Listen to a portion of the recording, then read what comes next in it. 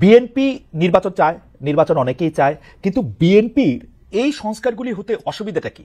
আমি প্রশ্নটা এই জন্য করতে চাই যে আমার কাছে কিন্তু মনে হয় না যে এই যেই সংস্কারের ক্ষেত্রে বিএনপি আপত্তি জানিয়েছে এর একটিও বিএনপি যদি গ্রহণ করতো তাহলে বিএনপির কোনো অসুবিধা হতো, আদার দেন ক্ষমতাটা একজন বা দুইজনের কাছে কুক্ষিগত করা ছাড়া।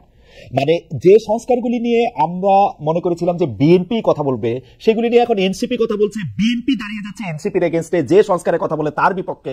সংস্কারগুলি মেনে নিলেই তো যথাসময়ে ইলেকশন হওয়ার পথ আরো কাছে বা সুগম হতো। সংস্কারগুলি মানতে আপনাদের অসুবিধা কোথায়? আপনারা কোন কোন সংস্কার মানেননি সেটি আমরা বা মানতে চান না সেটা আমরা খুলে সামনে নিয়ে বসছি। আপনি যদি একটু বলতেন এই সংস্কারগুলি বিএনপিকে দলগতভাবে কোথায় দুর্বল করবে, যে সংস্কারগুলি আপনারা মানতে চাচ্ছেন না বা পাচ্ছেন না। আপা ধন্যবাদ আপনাকে। যারা শুনছেন আমার শুভেচ্ছা, অভিনন্দন, আমার সহ-আলোচককে শুভেচ্ছা।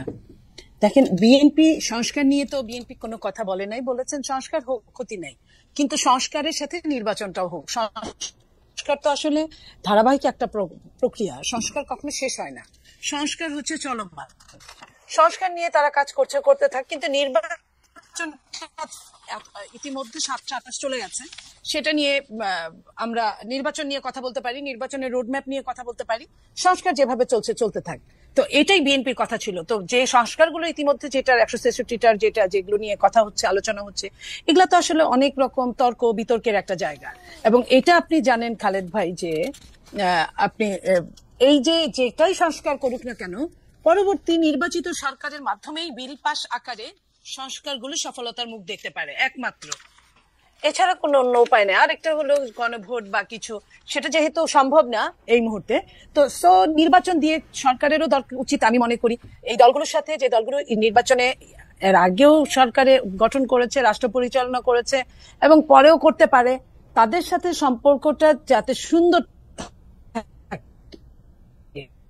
কোনো কেউই কিন্তু আসলে চিরস্থায়ী না, এই সরকার একটা সময়ের পর চলে যেতে হবে, এটাই সত্য।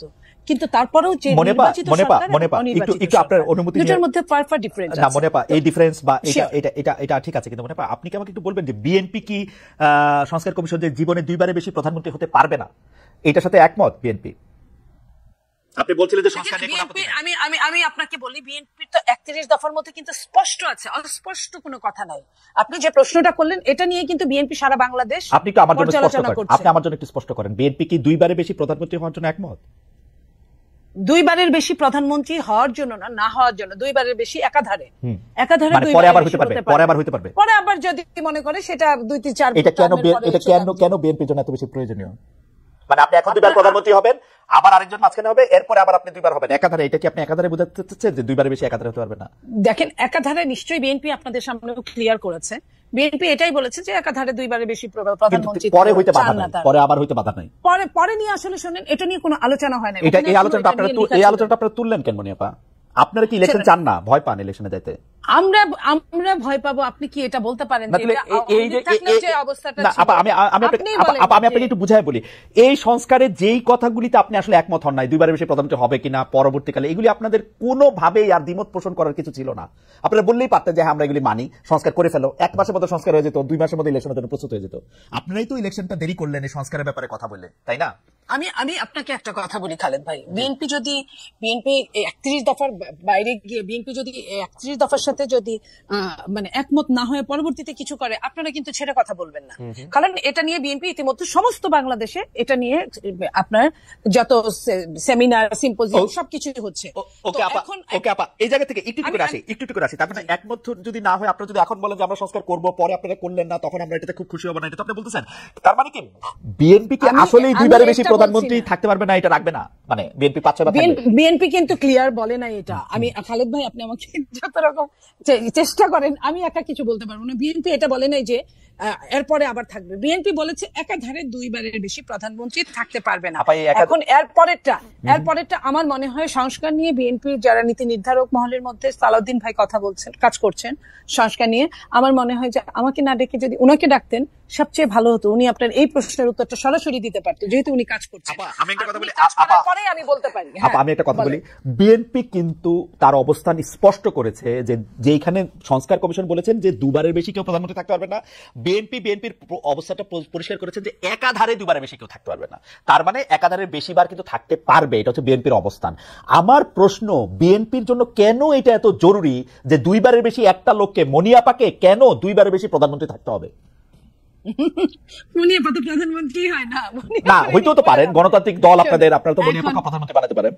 এখন আমার কথা শোনেন, যে সেটা হলো আপনারা যখন এটা নিয়ে আলোচনা করবেন, আপনারাও কিন্তু কারো চেয়ে কম গুরুত্বপূর্ণ না সাংবাদিকরা, তো আপনারা আলোচনা করেন বিএনপির সাথে, বিএনপির প্রশ্নোত্তর পূর্বে প্রেস কনফারেন্সে আপনারা জিজ্ঞেস করেন। আমার মনে হয় এটা সবচেয়ে ভালো একটা মাধ্যম। আর দ্বিতীয়ত হলো,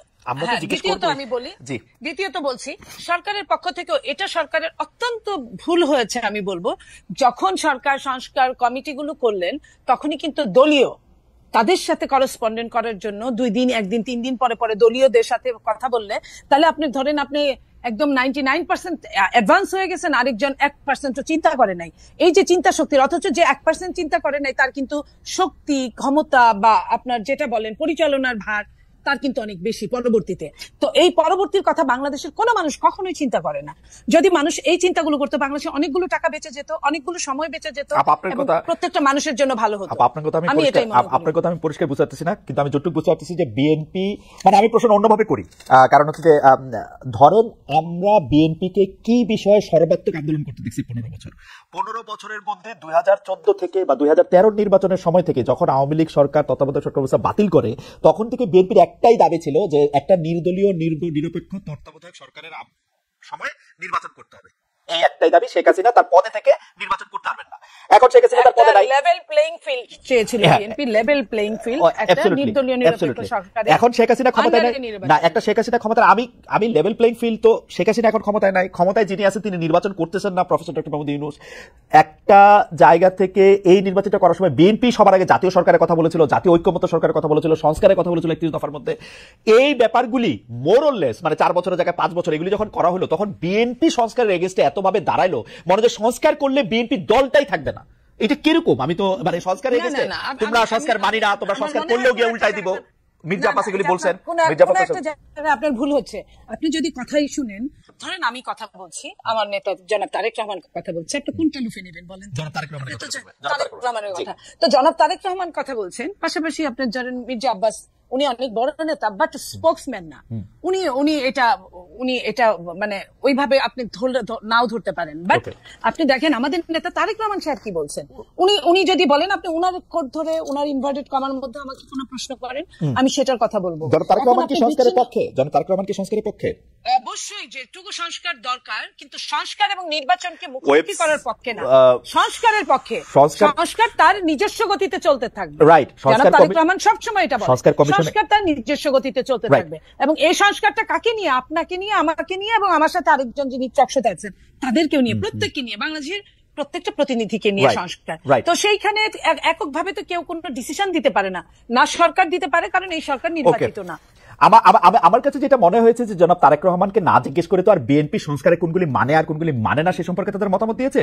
আমরা দেখেছি যে তারেক রহমান সাহেব সরাসরি নিজের মুখে বলেন না, কিন্তু বিএনপির মতামত আমরা দেখেছি, আমরা ধরে নিয়েছি যে এতে নেতারও সায় আছে। এখন আপনি যদি বলেন যে এটা ধরেন না, আপনি দেখেন না, আপনি জনাব তারেক রহমান সাহেব প্রায় প্রতিদিন বক্তব্য দিচ্ছেন, নিশ্চয়ই 2-1 দিনের মধ্যে এটাও চলে আসবে। আমার মনে হয় আমি আশা করবো জনাব তারেক রহমান মেনে নেবেন, 2বারের বেশি প্রধানমন্ত্রী হবে না, একবার একাধার কোনো শব্দ ইফ বার্ডস এগুলো যুক্ত করবেন না।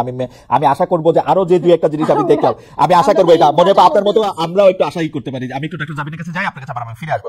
ডক্টর জাবিন, আমি একটা প্রশ্ন সরাসরি করতে চাই যে এনসিপি বা এই যে জাতীয় নাগরিক পার্টি কিভাবে বিএনপির শত্রুতে পরিণত হলো, মানে বিএনপিকে কিভাবে শত্রু গণ্য করতে থাকলো? যেমন আপনাদের একটা জনপ্রিয় বয়ান আমরা এরকম শুনি যে আপনারা 15 বছর কোথায় থাকেন, 15 বছর আপনারা পারেন নাই, কিন্তু 15 বছর যে বিএনপি পারে নাই সেইটার দায় কিন্তু আমাদের সবার। যেমন এই বৈষম্য বিরোধী ছাত্র আন্দোলন যখন জীবনের ঝুঁকি নিয়ে রাস্তায় এসে দাঁড়ালো, তারা যখন মরতে শুরু করেছিল, আপনিও প্ল্যাকার্ড নিয়ে রাস্তায় দাঁড়িয়েছেন, আপনি একজন পেশাজীবী, আমরাও আমাদের জায়গা থেকে যা করার দরকার তা করতে চেয়েছি, তা করতে চেষ্টা করেছি। কিন্তু বিএনপি যখন করতে চেয়েছে, বিএনপি যখন শেখ হাসিনাকে সরাতে চেয়েছে, তখন আমাদের কাউকে কিন্তু পাশে পায় নাই। এই 15 বছর ধরে সংগ্রামরত, তারপর হচ্ছে বিভিন্নভাবে মজলুম দলটা কিভাবে এনসিপির সবচেয়ে বড় প্রতিপক্ষতে পরিণত হলো।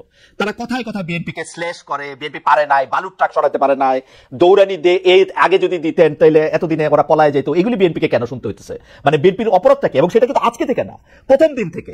এবং বিএনপির অপরাধ আমি সরাসরি দেখি যে বিএনপি একটা নির্বাচন চায় এবং নির্বাচন করে এটা দেখতে চায় যে কারা আসলে কটুক দিতে পারে। আপনি যদি আমাদের একটু বলতেন।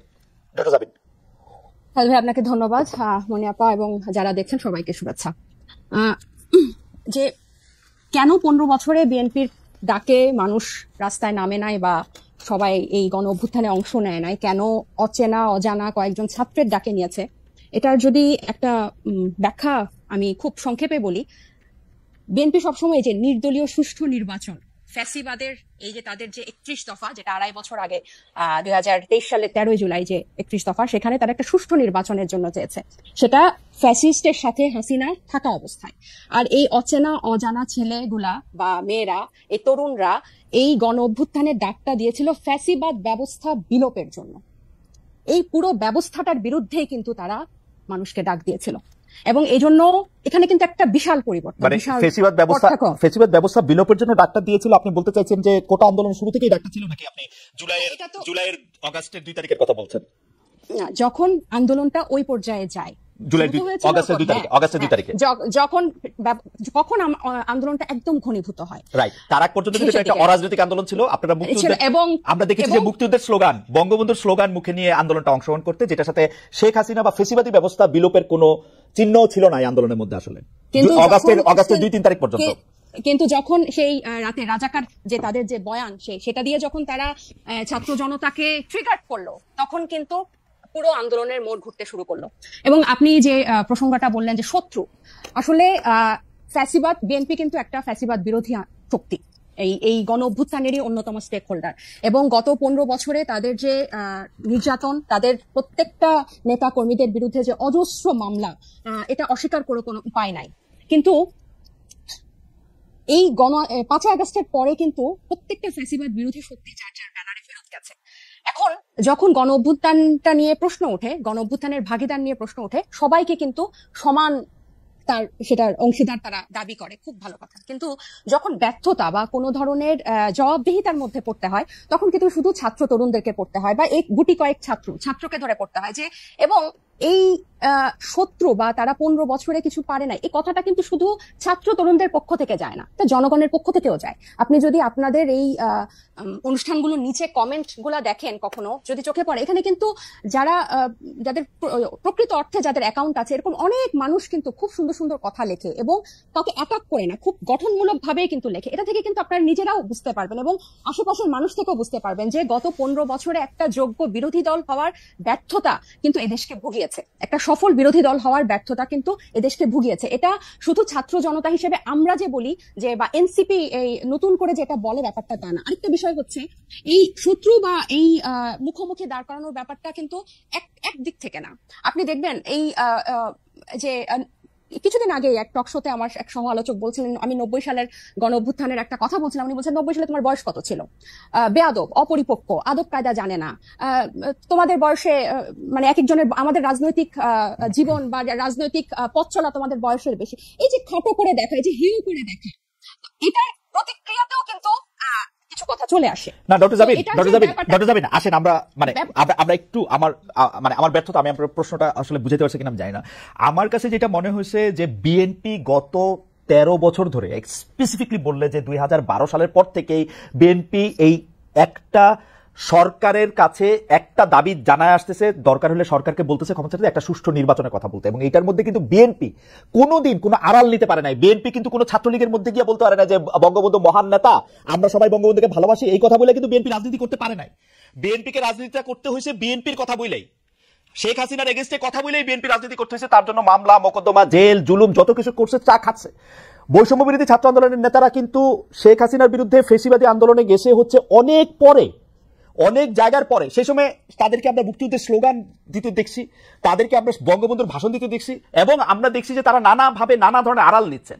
বিএনপি কিন্তু এই সুযোগটা পায় না। আমার প্রশ্নটা হচ্ছে, যেই বিএনপি এত ত্যাগ করলো এবং তারা কিন্তু সরকারে গিয়া 3 জন মন্ত্রী হয় নাই, 3 জন মন্ত্রী এই বৈষম্য বিরোধী ছাত্ররাই হয়েছে, তারা কিন্তু কোনো কিছু দখল করে না। তাদের একটাই চাওয়া ছিল ইলেকশনে যাওয়া, এবং ইলেকশন যাওয়ার পর থেকে বিএনপিকে কি শুনতে হয়েছে আপনাদের কাছ থেকে আপনি দেখেন। আমি ছোট করে একটু বলি, আমার মাফ করবেন, আপনাদের কাছে শুনতে হয়েছে বিএনপি নাকি আওয়ামী লীগকে পুনর্বাসন করতেছে, বিএনপি নাকি আওয়ামী লীগকে নিয়ে আসতেছে। আওয়ামী লীগ দিয়া বিএনপির নেতারা যেভাবে ক্ষতিগ্রস্ত হয়েছে তার 100 ভাগের 1 ভাগ বাংলাদেশে কেউ হয় নাই। এরপরও বিএনপি কেমনি শত্রু হইল এনসিপির, এইটার কারণটা কি? মানে বিএনপি কে ক্ষমতা থেকে ঠেকানোটা কেন এত জরুরি হয়ে পড়লো? এখানে শত্রুতার প্রশ্ন না খালেদ ভাই, এই যে কেন শুধু সুষ্ঠু নির্বাচনই চেয়েছিল, নির্বাচন কেন্দ্রিক রাজনীতি তারা করেছে।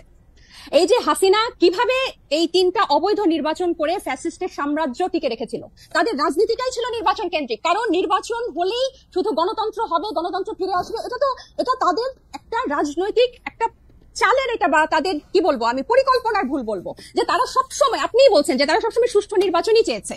কেন তারা হাসিনার এই যে তার যে সাম্রাজ্য, 3টা বিভাগ, এই যে সবকিছু তার একক কর্তৃত্বে, একক হাতে, প্রত্যেকটা রাষ্ট্রীয় প্রতিষ্ঠানের একটা ইট পাতা যে হাসিনার কথা ছাড়া বা স্বৈরশাসকের কথা ছাড়া চলতো না, বা মানুষকে সম্পৃক্ত করার যে রাজনীতি, এটা তো বিএনপি করতে ব্যর্থ হয়েছে।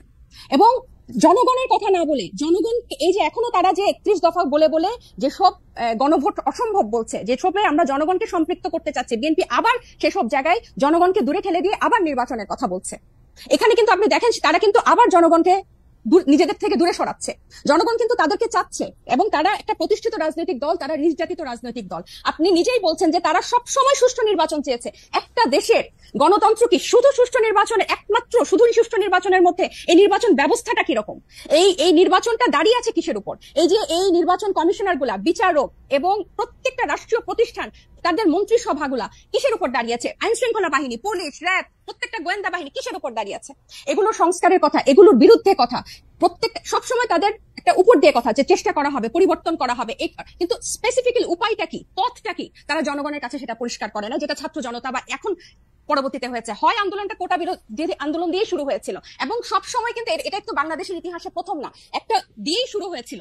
কিন্তু এই পুঞ্জীভূত যে স্বৈরশাসকের 15 বছরের যে পুঞ্জীভূত ক্ষোভ, সেটা কিন্তু প্রকাশিত হয়েছে একটা সিস্টেম, একটা ধাপ পেরিয়েই কিন্তু সেদিকে গিয়েছে। এবং আমি একটু বলি, এবং বিএনপিকে যে এই শত্রু মনে করা না, আমরা কিন্তু চাচ্ছি বিএনপিকে জাতীয় ঐক্যমত্য নিয়ে আমরা একসাথে সবাই মিলে আমরা ঐক্যমতে পৌঁছাই সংস্কারের বিষয়ে, যে মৌলিক কিছু সংস্কার হোক, তারপর নির্বাচন যে 2টা টাইম লাইনে আছে তার মধ্যেই হবে, এবং প্রত্যেকটা দল, নিবন্ধিত দল সেখানে অংশগ্রহণ করবে। এবং আওয়ামী লীগের পুনর্বাসনের ক্ষেত্রে যেটা বলছেন, আপনি দেখেন, জি বলেন, শেষ করেন, সরি নতুন প্রশ্ন। যে বিচার এবং সংস্কারের কথা, যেই বিচার, যেই আওয়ামী লীগ তাদেরকে এরকম ভাবে নির্যাতন করেছে, এক একজনের ইভেন এমনও হয়েছে বিনা ভোটে, এই শব্দটা ফেসবুকে লিখেছে দেখে তাকে ডিজিটাল আইসিটি একটা মামলা দিয়েছে 2টা শব্দের জন্য। তাহলে এই লেভেলের নির্যাতন, তারা ঈদে কেউ বাড়ি যেতে পারে নাই, সবগুলাকে ঘর ছাড়া, এরকম নির্যাতনের মধ্যে তারা আওয়ামী লীগের দল হিসেবে বিচার না চেয়ে, হাসিনার বিচার না চেয়ে, আওয়ামী লীগের বিচার না চেয়ে,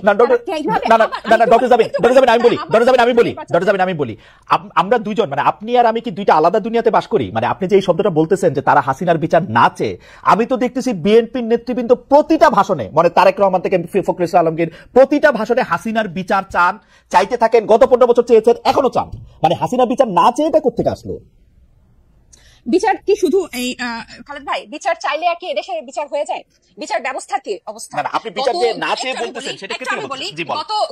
গত এই হাসিনা প্রধান বিচারপতিকে তার একজন এমপ্লয়ি দিয়ে তো দেশ ছাড়া করেছে আমাদের তো। এবং এই যে বিচার ব্যবস্থার প্রতি যে মানুষের আস্থা আনা, এবং আমরা কিন্তু বলছি না পুরো বিচারটা শেষ করতে হবে, একটা দৃশ্যমান বিচার প্রক্রিয়া। আইসিটি কি করছে? এই জাতিসংঘের মানবাধিকার কিন্তু পরিষ্কার তাদের রিপোর্টে লিখেছে যে এটা এখানে আন্তর্জাতিক অপরাধ হয়েছে। আপনি কি জানেন শেখ হাসিনার বিরুদ্ধে এই পর্যন্ত কতটা মামলা হয়েছে, কতটা মামলার ফাইনাল রিপোর্ট বা চার্জশিট একদম কাছাকাছি চলে আসছে? এগুলি সবগুলি বিচার প্রক্রিয়ার অংশ, এবং এই সবগুলি বিচার শুরু হয়েছে আসলে। এবং সেটা দৃশ্যমান, আপনি দৃশ্যমান কি চান? কিভাবে বুঝবেন যে দৃশ্যমান হবে? আপনি যে বলছেন আমি আর আপনি 2টা আলাদা ভুবনে থাকি, সত্যি করে খালেদ ভাই, নির্বাচন নিয়ে শুধু নির্বাচন কিন্তু আমরা চাই না, এই ব্যাপারটা এরকম না।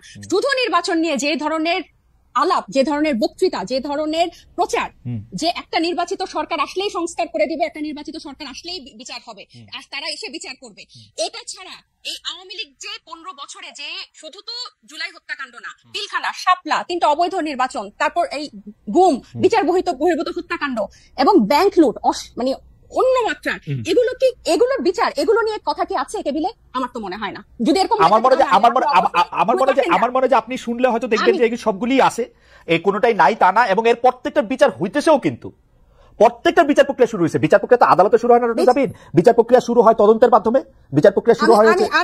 আমি খালেদ ভাই, আমি আপনাকে একটা বলি, এই কিছুদিন আগে যে আমাদের ঢাকা মেয়রের কে ঘোষণা করা হলো, এই এই এই এই বিচারের এই বিএনপি পন্থী একজনকে ঢাকা মেয়রের ঘোষণা করা হলো আদালতের রায়।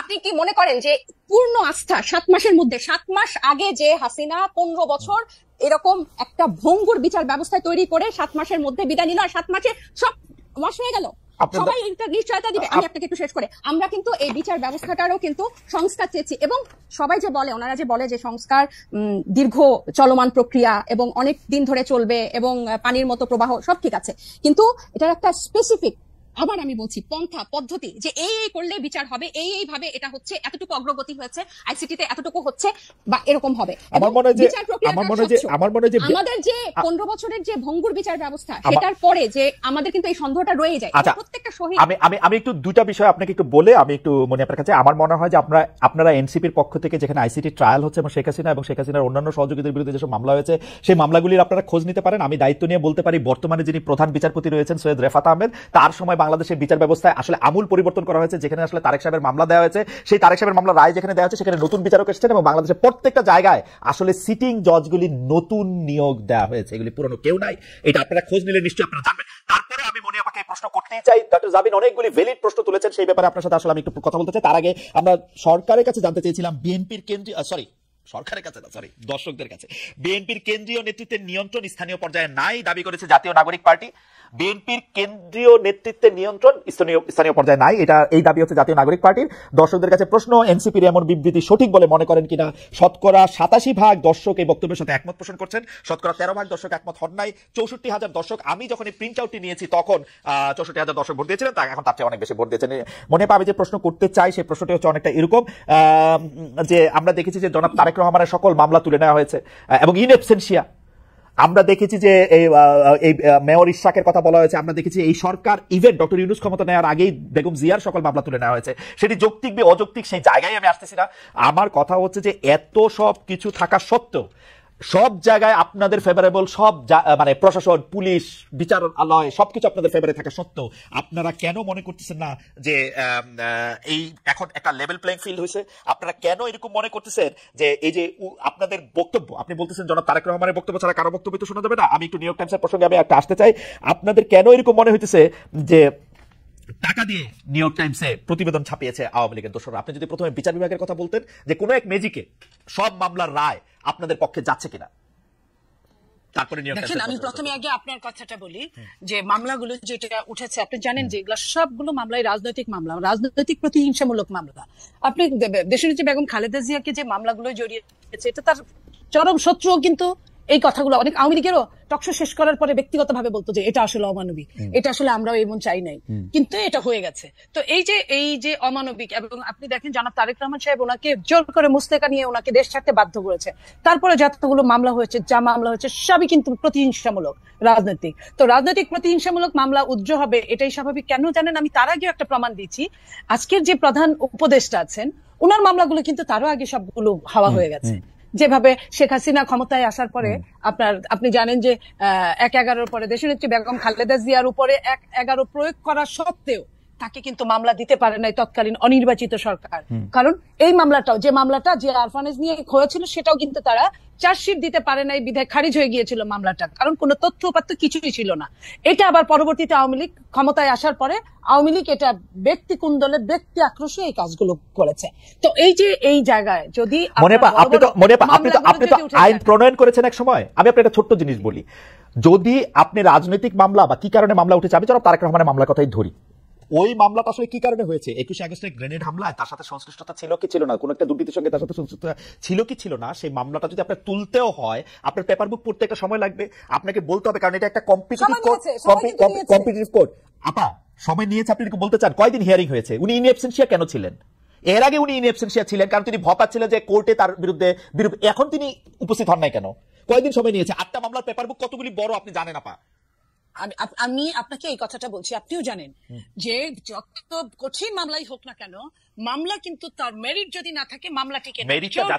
মেরিটটা যাচাই করার জন্য তো সময় লাগে আপা। এটা তো মেরিট যাচাইয়ের উপরে মামলা ওঠে না, এটা পারসেপশনের উপরে মামলা উঠছে, পারসেপশনের উপরে মামলা উঠছে।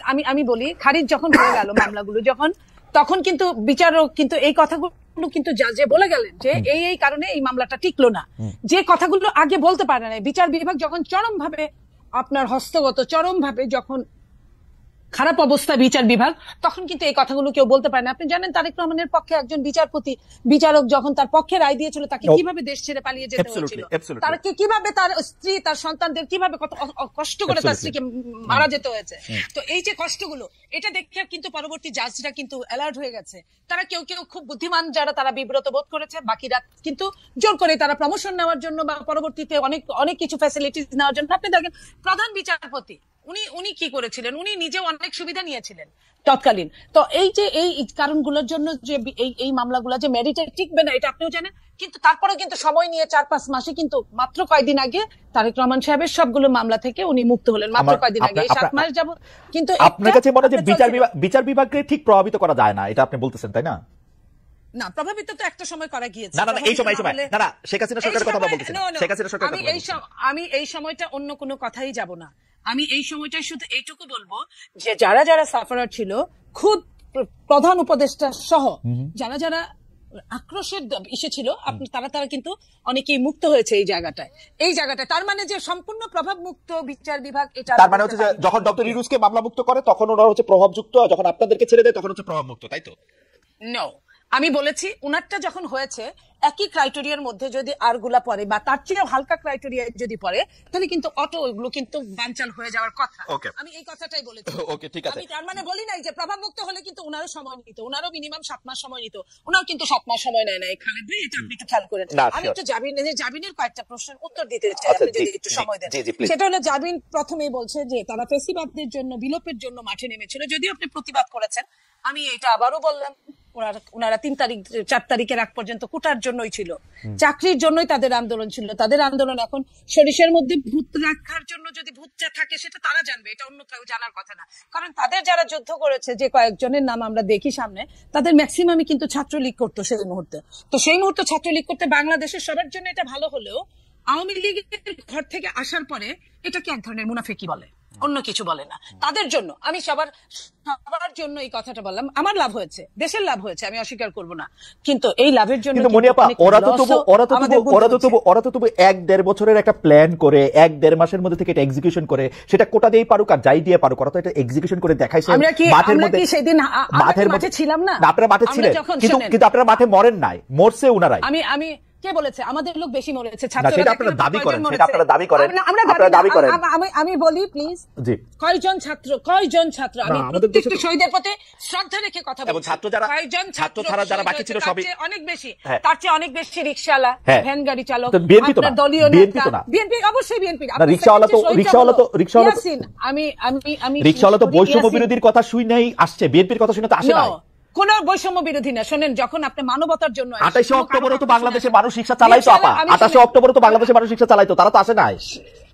আমি আপনাকে এটাই বলি, এই জন্যই তো মুনাফেক হতে হয়েছে। আমি এখন ওদের পক্ষেই কথা বলছি, কারণ ওরা যদি বিএনপি হয়ে নামতো, ওদের কিন্তু অনেকেই কিন্তু বিএনপি সন্তান, বড় বড় নেতা, উপদেষ্টারাও কিন্তু বিএনপি সন্তান। ওরা যদি ওই বিএনপি হয়ে নামতো, তাহলে কিন্তু ওদের অবস্থা 14 শিকের মধ্যেই হতো, ওরা নামতে পারতো না। ওদের অনেক রকম প্ল্যান করে, অনেক রকম ভাবে ঘুরে এই কাজগুলো করতে হয়েছে। তো এই কাজগুলো করতে গিয়ে হয়েছে কি, ওরা নিজেদের মধ্যে হারায় গেছে।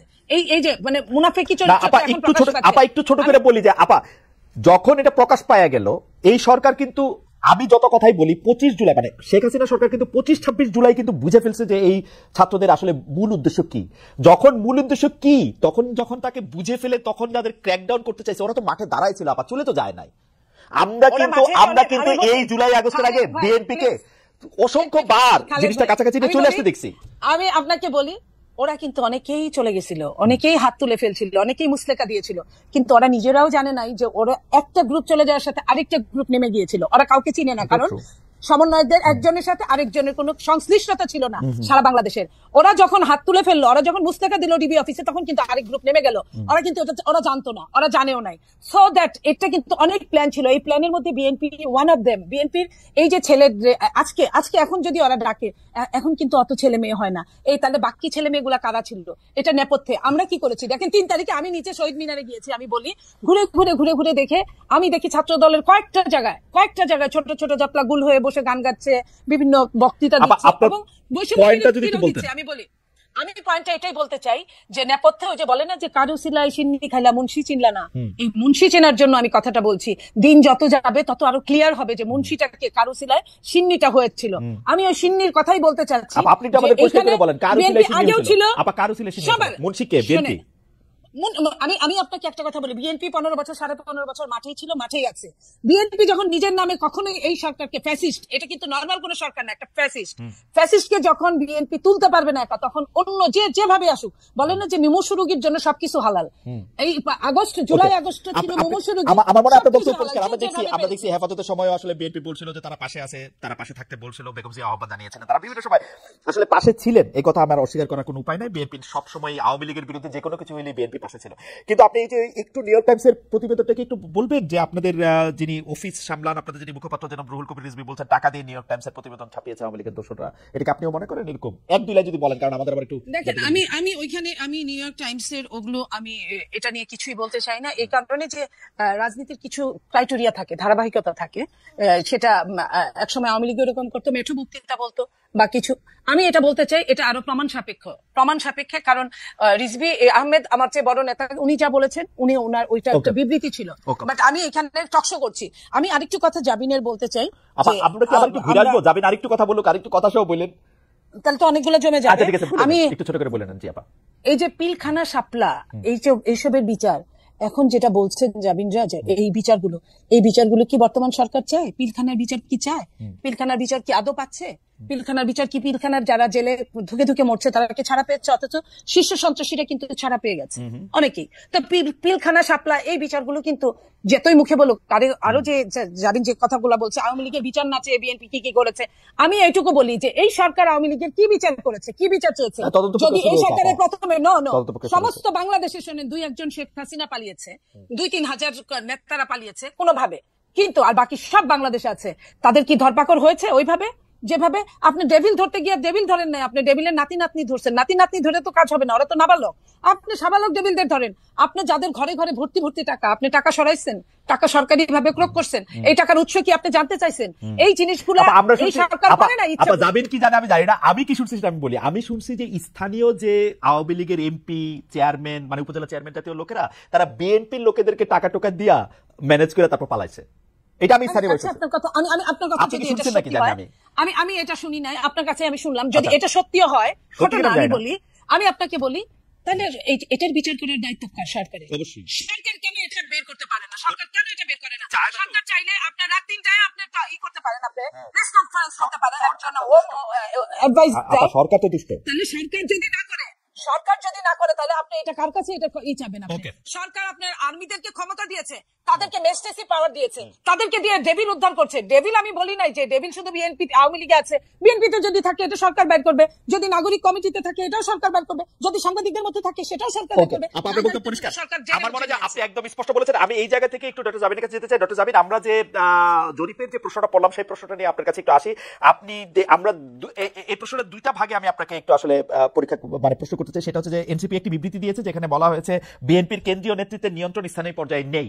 আমরা প্রশ্নটি এমন ভাবে করতে চাই যে একই বিষয় কি এনসিপির জন্য সত্য না? এনসিপির কি সব জায়গায় নিয়ন্ত্রণ আছে? জাবিন, আপনি শুনছেন কিনা আমি জানি না, মনিয়াপা শুনছেন কিনা আমি জানি না। আমি তো শুনছি এনসিপির পরিচয় দিয়ে স্থানীয় পর্যায়ে বহু লোক বহুভাবে চাঁদাবাজি করছে, বহু লোক বহুভাবে এনসিপির পরিচয় দিয়ে, সমন্বয়ক পরিচয় দিয়ে, আহ্বায়ক পরিচয় দিয়ে বহু লোক বহুভাবে চাঁদাবাজি করছে। এইটা আপনি এটাকে কিভাবে দেখেন? বিএনপির কি প্রবলেম সেটা নিয়ে এনসিপির বিবৃতি দেওয়ার কারণ কি? মানে এইটা আপনি কি আসলে কিভাবে দেখেন? আসলে বিএনপির কারো দ্বারা যদি কেউ আক্রান্ত হয় সে আইনের ব্যবস্থা নিতে পারে। আপনারা একটি রাজনৈতিক দল হয়ে আরেকটি রাজনৈতিক দলের কোথায় নিয়ন্ত্রণ আছে কোথায় নিয়ন্ত্রণ নাই সেটি বলার কারণ কি আসলে? কিছুদিন আগে প্রথম আলোর একটা জরিপ আমি একটু দৃষ্টি আকর্ষণ করতে চাই, যেখানে 7ই আগস্ট 2024 থেকে 31শে মার্চ 2025 পর্যন্ত একটা রিপোর্ট প্রকাশিত হয়েছিল বিএনপি এবং তার সহযোগী অঙ্গ সংগঠনের অপরাধের একটা তালিকা, যেখানে আর্থিক এবং মৌখিক সহিংসতা মানে হুমকি, চাঁদাবাজি, এটা ছিল 372টা, এবং শারীরিক সহিংসতার রেকর্ড ছিল মানে মারামারি, সংঘর্ষ, সেটা ছিল 488টা, এবং মৃত্যু 70টা। এবং এছাড়াও আপনারা জানেন যে হাতিয়ায় আমাদের হান্নান মাসুদের উপর সংঘর্ষ হয়েছে, হামলা হয়েছে। এবং প্রত্যেকটা জায়গায় আপনি যে বললেন এনসিপির অসংখ্য প্রতিনিধি করছে। আমাদের কিন্তু এনসিপির একটা আহ্বায়ক কমিটি ছাড়া আর কোনো জায়গায়, আমাদের নাগরিক কমিটির বিভিন্ন কমিটি ছিল, কিন্তু এনসিপির কোনো জায়গায় এখনো কোনো প্রতিনিধি দেওয়া হয় নাই বা কমিটি দেওয়া হয় নাই। তো যারা অপরাধ করছেন বা যারা এই নাম ভাঙিয়ে, সমন্বয়ক নাম ভাঙিয়ে বা এখানকার আহ্বায়ক নাম ভাঙিয়ে যারা চাঁদাবাজি করছেন, তাদের কিন্তু গ্রেফতারও হচ্ছেন এবং তাদেরকে কিন্তু আইনের আওতায় আনা হচ্ছে।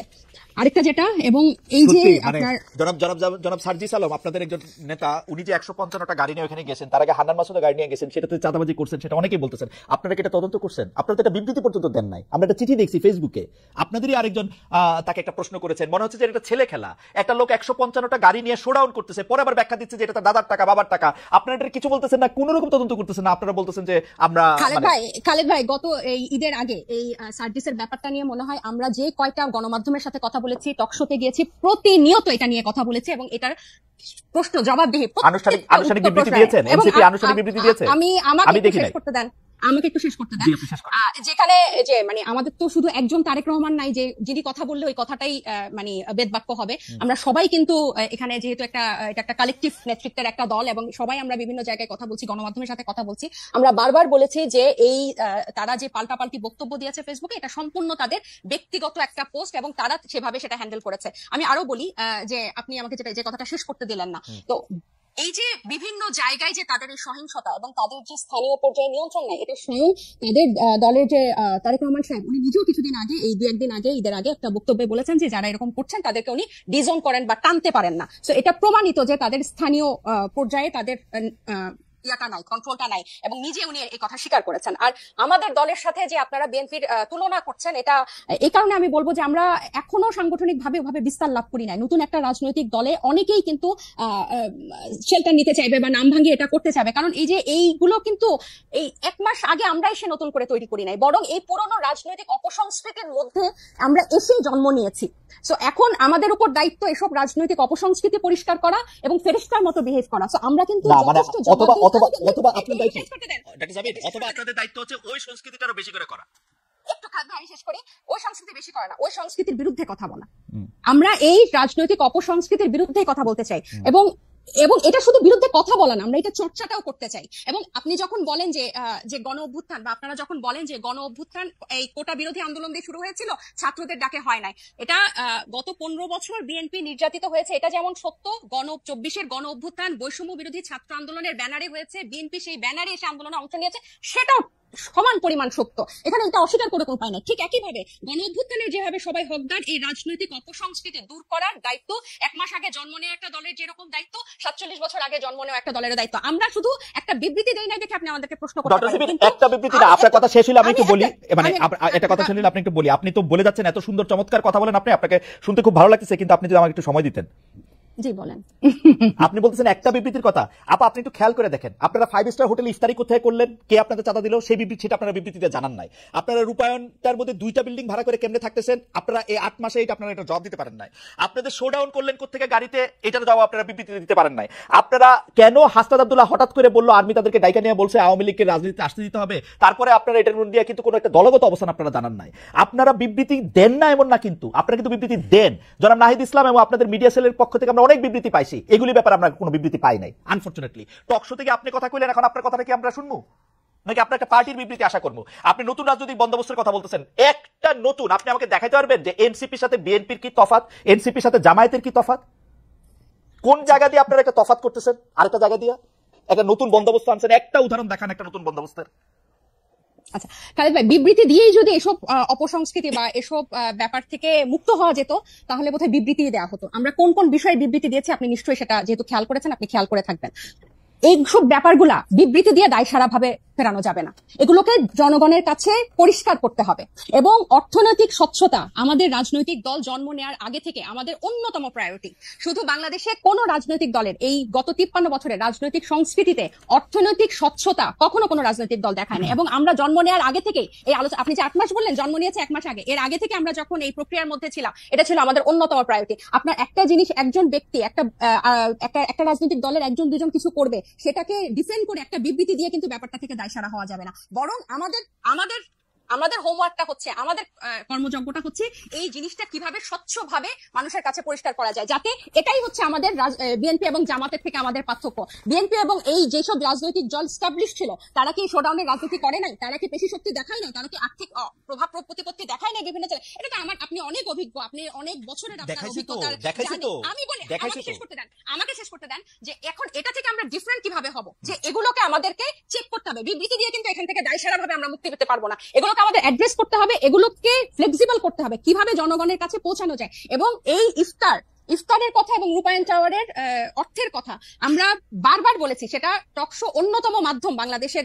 না, আপনার এটা পরিষ্কার বিবৃতি দিতে কি অসুবিধা? বিবৃতি দিতে কি অসুবিধা আপনাদের? বিবৃতি দিতে কি অসুবিধা? ভাই এটা না, কোনো অসুবিধা নাই, কারণ আমরা মনে করেছি মানে এটা লিখিত কোনো কথা বলছেন না কেন? যে নাহিদ ইসলাম স্বাক্ষরিত একটি বিবৃতি এরকম যে আমরা রূপায়ণ টাওয়ারের টাকাটা অমুক জায়গা থেকে পাই, একটু বলতে অসুবিধা কোথায়? আপনি কি মনে করেন যে বাংলাদেশের যে দমন পীড়নের কালচার এই বিগত দশকগুলোতে ছিল, আপনাদের টাকা দিলে তারা দমন পীড়নের সম্মুখীন হবে? আপনি আমাকে কথা শেষই করতে দিচ্ছেন না, পুরো সেন্টেন্সটা একটু শেষ করি। আপনাকে মনে হয় যে দমন পীড়নের সংস্কৃতি বাংলাদেশের রাজনীতিতে ছিল, আপনি একটা রাজনৈতিক দলকে তারা অর্থ দিল, ডোনেশন দিল, সেটা প্রকাশ করার মতো পরিবেশ এদেশে বিগত রাজনৈতিক দলগুলো সৃষ্টি করে রেখেছে? একটা সামান্য ফেসবুকে একটা কথা লিখলে সেখানে যেভাবে আমাদেরকে অ্যাটাক করা হয়, সেখানে আপনি মনে করেন যে আমরা আমাদেরকে ইনভেস্ট করে তার নাম প্রকাশ করব? আর শুধু কি একটা রাজনৈতিক দল, শুধু এনসিপি? আমার খুব আশা যে আপনি আপনার কথা নিজেও শুনতে পাবেন এক সময়। আমার মনে হয় যে আপনি নিজেও হয়তো শুনবেন যে আপনি আসলে কি বলতেছেন। এটা আমার একটা আশা। আপনি অন্যান্য রাজনৈতিক দলের যে অর্থ মানে ডোনেশন, এটা কি এই মুহূর্তে আমরা বারবার বলতেছি যে আমরা যেভাবে ক্রাউড ফান্ডিং করব বা যেভাবে আমাদের ডোনেশন কালেক্ট করব, এটা স্পষ্ট একটা মাধ্যমে আমরা ট্রান্সপারেন্সির মাধ্যমে আপনি তো উন্নত দেশে থাকেন, ওখানে পলিটিক্যাল পার্টিগুলোতে কিভাবে মেইনটেইন হয়, সেখানে কিভাবে মেইনটেইন পরিষ্কার। আমরা কি এটা একটা অ্যাডপ্ট করতে পারি না? আপনি কি জানেন না যে জো বাইডেনের তখন পারবেন, এখন পারতেছেন না কেন? তখন পারবেন, এখন পারতেছেন না। এক মাস হয়েছে, শুরু থেকে এটা কইরা নিলেন না কেন? যেমন আমি পলিটিক্যাল পার্টি করলে আগে ঠিক করতাম যে তাজনুবা আমাকে 5 টাকা চাঁদা দিয়েছে, সেটা আগে দেখাই দিতাম। এজন্য আপনি পলিটিক্যাল পার্টি করেন নাই, আমরা করেছি। আমাদের এই এবং আপনি বিএনপি আওয়ামী লীগের মতোই আরেকটা পলিটিক্যাল পার্টি করতেছেন না, এটা আপনি এত তাড়াতাড়ি এক মাসে আপনি আমি এক মাসে সেটা বলে না, সবাই বলে যে morning show the day, morning always not show the day. এবং আমি আপনাকে বলি যে আমরা জুলাই আগস্টে গণ অভ্যুত্থান থেকে একটা রাজনৈতিক দল আসলো, এরপর জাতীয় নাগরিক কমিটি, এরপর হচ্ছে আমরা দল গঠনে কাজ দিলাম। এবং আমরা কিন্তু এখানে শুধু ছাত্রদের যে একটা অংশ তা না, এখানে কিন্তু সিভিল সোসাইটির একটা বড় অংশ কিন্তু এখানে যুক্ত হয়েছে। এবং আমি আপনার জ্ঞাতার্থে বলতে চাই, এই যে সিভিল সোসাইটির একটা বড় অংশ যে নাগরিক পার্টিতে যুক্ত হয়েছে, এখানে চিকিৎসক আছে, আইনজীবী আছে, ব্যবসায়ী আছে, এবং আমি একটু শেষ করি, এখানে কিন্তু প্রকৌশলী আছে, এখানে টিচার আছে, সাংবাদিক আছে, এবং তাদের একটা কিন্তু ফান্ড এখানে আছে। এবং একটা যখন কর্মসূচি হয় বা ইফতার হয়, এরকম একটা প্রোগ্রামে কিন্তু একটা বড় ডোনেশন বা আমাদের ওয়েলউইশাররা দিয়ে থাকেন। এখন এগুলো যে আমরা প্রকাশ করব, আমাদেরকে কিন্তু একটাই বাংলাদেশের মতো অপসংস্কৃতির রাজনীতিতে জন্ম নিয়ে হুট করে যে আমরা এটা প্রকাশ করবো, আপনি হয়তো এক মাসে পারতেন, আমরা এটা পারি নাই, এটা আমাদেরকে সময় নিয়ে। আমি একটু বলি, ডক্টর জাবিন ঘোষণা দিয়ে যেমন ধরা যায়, আমার কিন্তু বিশ্বাস যে ডক্টর তাজনুবা জাবিনও এটার মধ্যে চাঁদা দেন, কারণ ডক্টর তাজনুবা জাবিনের চাঁদা দেওয়ার ক্ষমতা আছে, সামর্থ্য আছে, এবং তিনি সেটি দেনও। এটা প্রকাশ করলে মানে আমি দলটা করতে পারবো, দলকে আমি চাঁদা দিচ্ছি এটাও বলতে পারবো না, মানে এটা কেমন কথা? অবশ্যই বলতে পারবো, অবশ্যই, কেন বলতে পারবো না? আমরা তো একবারও বলছি না যে আমরা বলবো না, কিন্তু যারা একটা নতুন, আমরা তো একবারও বলি না যে খালেদ ভাই আমরা বলবো না। আপনাকে আমি বললাম যে আপনি যেসব উন্নত দেশে থাকেন সেসব দেশে কিভাবে হয়, আমরাও কিন্তু এগুলো বিভিন্ন ফলো করছি, এবং আমাদের একটা আইটি টিম হয়েছে কিভাবে এই ওয়েবসাইটটা ডিজাইন করা যায়, যেখানে টাকা কিভাবে ঢুকবে এবং টাকা বের হবে দেখানো যাবে। কিন্তু এক মাসের আগে আপনারা যখন এই প্রশ্ন ইফতারগুলো যখন হয়, তখন এক মাসও হয় নাই, ওই মুহূর্তে এটা কিভাবে প্রকাশ করবো ওই পলিসিটা আমাদের হয়। একই উত্তর আপনারা দিয়ে গেছেন, আমাদের উত্তরও আপনার রাজনৈতিক দল হিসেবে আমাদেরকে একটু ক্ষমা ঘেন্না করে মাইর কম দিয়ে আমাদের উত্তর একটু শুনে রাখেন। আমরা দেখতেছি, আমরা যারা আপনাদেরকে টাকা দিছে বলে আমরা সন্দেহ করি, তারা গ্রেপ্তার হয় নাই, তাদের বিরুদ্ধে কোনো মামলা মোকদ্দমা কিছু হয় না, তারা সুখে শান্তিতে আসে। হচ্ছে আমাদের, এটাও আপনারা একটু শুনা সহ্য করে নিজেদের মধ্যে আলোচনা করেন। আমি একটু মনিয়াপার কাছে যাই। মনিয়াপা, আপনারা মানে আমরা এক মাসের কম, মানে এদেরকে শিশুর চেয়েও কম বলা যেতে পারে রাজনৈতিক দলের বয়স হিসাবে, এক মাস ইনফ্লুয়েন্সি, তাদেরকে যখন আমরা জিজ্ঞেস করি এই যে টাকা পয়সা কই পাইছো, ইফতার কেমনে করছো, আমি দেখতে পাই যে আপনারা খুব খুশি হন। কিন্তু আমরা যখন বলি জনাব তারেক রহমান লন্ডনে আসেন, তার ব্যয় কোথা থেকে নির্বাহ হইতেছে, গত 15 বছরে কোথা থেকে তিনি এই টাকা পাইছেন, আপনারা রাজনৈতিক দলগুলি কিভাবে ওপেনলি এই টাকাটা কিভাবে, মানে এনসিপি কিভাবে টাকাটা দেখাবে, এটা বিএনপি দেখাই দিবে তো যে ভাই এইভাবে টাকাটা দেখাবা তোমরা, এটা কি আপনারা দেখান কখনো? কখনো কি আমরা এই কথা কইতে পারি যে গত 15 বছরে আপনি দলটা কিভাবে চালিয়েছেন, আমরা কি এটা কইতে পারি? আপনি খুব ভালো প্রশ্ন করেছেন। আমি আপনার প্রশ্নের উত্তর দেওয়ার আগে আমি একটুখানি বলতে চাই, তাসনুবা যে কথাটা বললেন এতক্ষণ, প্রথম আলো রিপোর্ট নিয়ে কথা বললেন, বিএনপির বয়সটাও বললেন 47 বছর। তো 47 বছরের যে বিএনপি, যার নামে আওয়ামী লীগ 1.5 লক্ষের অধিক মামলা করেছে এবং প্রায় 50-60 লক্ষ আসামি আছে, শুধু আসামি আছে, যে মানুষগুলো একটা থানার মানুষও অনেক দলের নাই। আমি এটা অহংকার করে বলছি না, এটাই সত্য। এখন আমি এই জায়গায় বলছি যে তারা তো মাত্র নতুন 1 মাসের একটা দল, তো তাদের এত প্রশ্নের উত্তর দিতে হয় এবং দিতে পারছে না, কোনো প্রশ্নের উত্তরই তারা দিতে পারছে না। টিউশনি করা যে উপদেশটা 6 কোটি টাকার, না আপা, আপনি আপনার কথা বলেন, 30,000 আপা আপনি কথা বলেন, আপনি যে অর্থনৈতিক স্বচ্ছতা ওর কাছ থেকে দাবি করেন, আপনি যে অর্থনৈতিক স্বচ্ছতা জাতীয় নাগরিক পার্টির কাছে, তাহলে আপনি আরেকটা প্রশ্ন এনে তো লাভ নাই, টিউশনি করেন যে কর্মকর্তা, তার জবাব আমরা সে দিবে। আমি সেই প্রশ্নটার উত্তর অবশ্যই দিব। আমি বলি নাই যে কন্টিনেন্টালের 10টা হোটেল, কন্টিনেন্টালের 10টা রুম আটকায় রেখে 53 কোটি টাকা এই 1 মাসের একটা বাচ্চা দলের, শিশু দলের 53 কোটি টাকা। এই কথা সত্য না, এই কথা সত্য না, এটা বিএনপি প্রপাগান্ডা, এটা বিএনপি প্রপাগান্ডা। আমি এটা বলি নাই, পত্রিকায় দেখেছি, আমি পত্রিকায় দেখে কথা বললাম। আমি এটাও বলি নাই যে পিজি হাসপাতালের একটা 10টা রুম মাসের পর মাস আটকে রেখে আপনার কি বলে কেবিন, আপা এটাও এক্সাজারেশন, আপা এটাও এক্সাজারেশন। সেটা আমি কিন্তু এটাও বলি নাই যে আপনার এই যে প্রত্যেকেই চাঁদাবাজি করতে গিয়ে প্রত্যেকটা জেলায় বলতেছেন আপা এগুলা, আপা আপনি আপনার অর্থনৈতিক স্বচ্ছতার কথাটা বলেন আপা। আমি আমার অর্থনৈতিক স্বচ্ছতা, বিএনপি প্রত্যেক বছর বিএনপির যে অফিস আছে, অফিস থেকে এটার নির্বাচন কমিশনে একটা জবাবদিহিতা, এটা আমি দেখছি আপা। আপা এটা আমি আমি আপনাকে বলি, এটা আমি গত 27 বছর ধরে দেখে আসতেছি। এইটা একটা এমনই, মানে আমি এটা নিয়ে আর কোনো কথা বলতে চাই না। এটা আমি আপনাকে বলি, আমি আপনাকে বলি বিদেশি সংস্থার কথা যেরকম হচ্ছে, আদর্শ সংস্থার কথা যেরকম হচ্ছে, বিএনপির বর্তমান চেয়ারম্যান যে দেশে থাকেন সেই দেশের ওয়েবসাইটে ঢুকে দেখা যায় কে তাকে কত টাকা দিচ্ছে। আমি আপনাকে একটা কথা বলি, বিএনপি 300 আসনে মিনিমাম আপনার 5টা করে যদি ক্যান্ডিডেট থাকে, একদম একজন আরেকজনের চেয়ে যোগ্য, কোনো অযোগ্য নাই, 5টা করে যদি গড়ে ক্যান্ডিডেট থাকে, তাহলে 3-5 1500 ক্যান্ডিডেট আছে। 1500 ক্যান্ডিডেটের মধ্যে আপনি জানেন বিএনপির ম্যাক্সিমাম অনেক ক্যান্ডিডেট কিন্তু অনেক বাংলাদেশের শীর্ষ ব্যবসায়ী, সবচেয়ে ধনী, এবং আওয়ামী লীগের আমলে তারা খুব দারুণ ব্যবসা করেছে, সেজন্য তারা একটু কৃতজ্ঞ আছে আওয়ামী লীগের। এইখানে যত আপনি এখানে টিপ্পণী দিতেই পারেন, হ্যাঁ আমি স্বীকার করি বাংলাদেশ এমন একটা দেশ যেখানে আপনার সব সময় সব জায়গায় আপনার কিছু না কিছু দালালরা থাকে, 1500 ক্যান্ডিডেট। আমি ওইটা বললাম। এবং যে লন্ডনে আমাদের নেতা থাকে জনাব তারেক রহমান, সেখানে প্রায় 30 থেকে 35 লক্ষ শুধু বাঙালিরাই থাকে লন্ডনে, এবং তার মধ্যে 15-20 লক্ষ আপনার সিলেটি আছে। আপনি খেয়াল করেন, যাদের অনেক হোটেল আছে, আপনি জানেন, যেমন ধরেন তারেক রহমান সাহেবের সেক্রেটারি।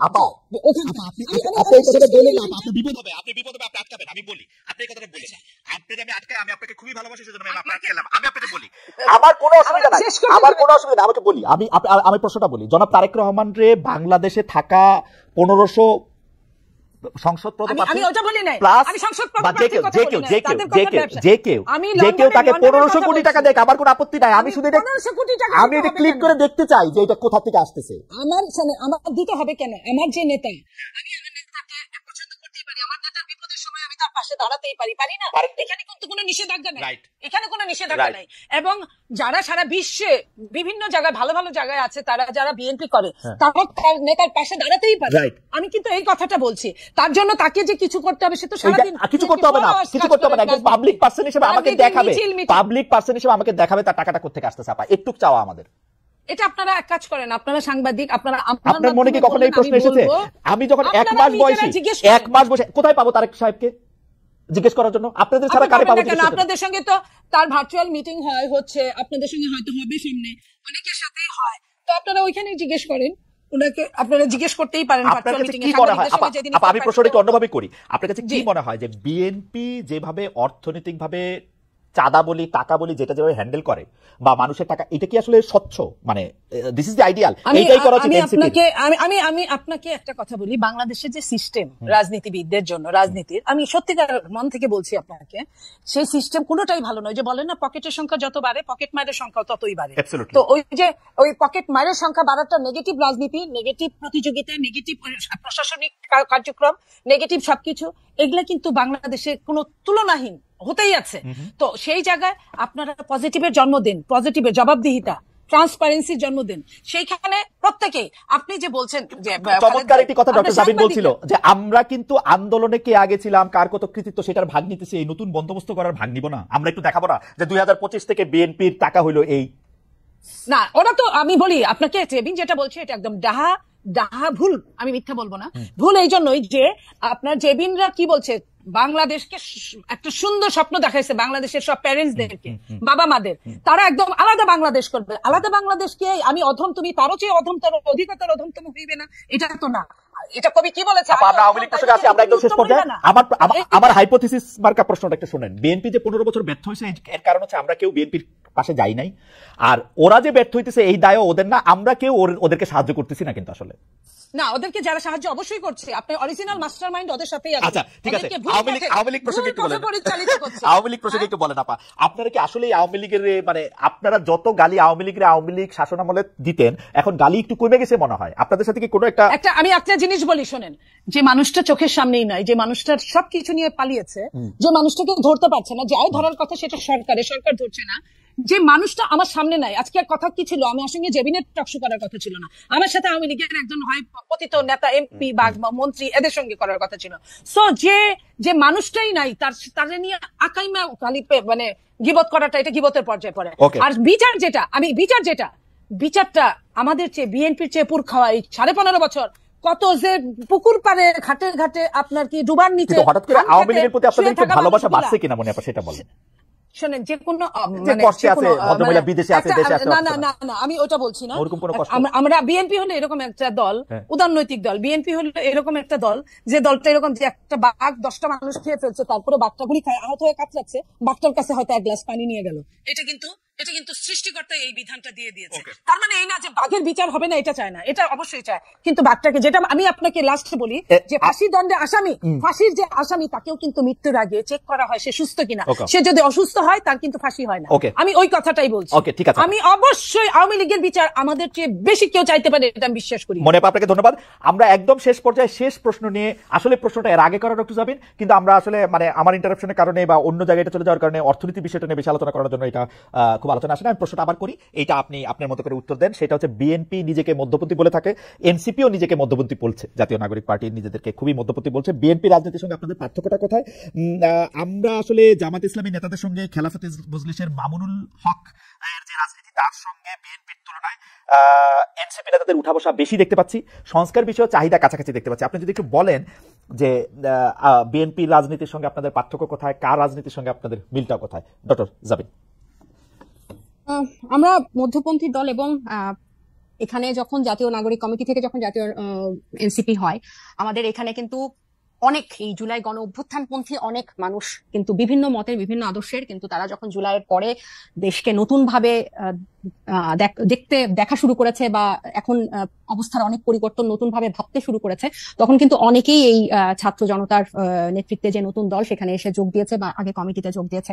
এখন এই জুলাই পরবর্তী বাংলাদেশ নিয়ে কিন্তু অনেকের ইচ্ছা, অনেকের আকাঙ্ক্ষা, অনেকের কন্ট্রিবিউশনের যে প্ল্যানিং, এগুলো সবকিছু চেঞ্জ হয়েছে।